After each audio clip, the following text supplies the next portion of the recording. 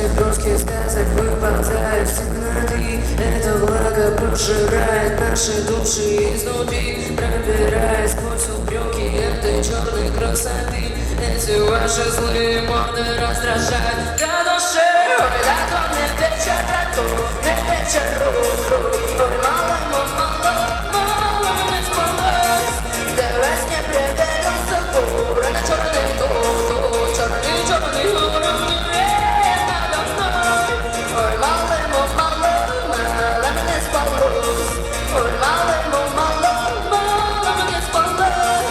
Черный город надо мной. Кто где распускает очень моих глаз. Не дыши назад, нет пути.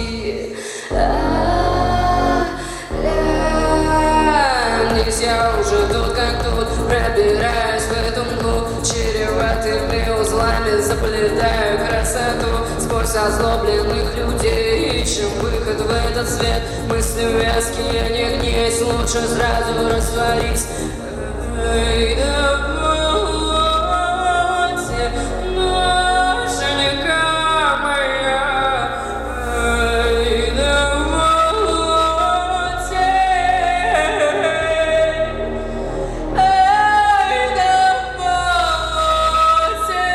ноженька моя.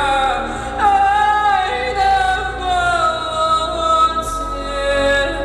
душенька моя.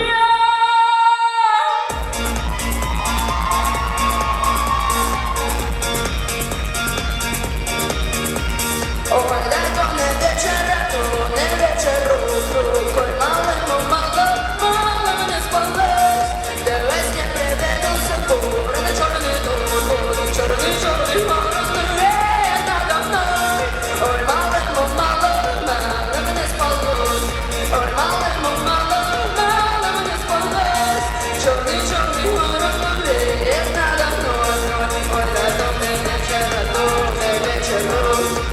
черный город надо мной. Ой, да то не вечер, ой, мало мне спалось. Выпей, я думаю, вступаешь в плюс. Душу свою скучаю на ночь раскрывай, иначе черный город вас утащит в край. Черный город надо мной. Когти распускает над моей головой. Добычу себе чаешь, уровня нет бой. Черный город надо мной. Ой, мало мне спалось. Давай с ней приблизился мой черный город. Привет надо мной. Ступай же ты, дитина, поскорей домой.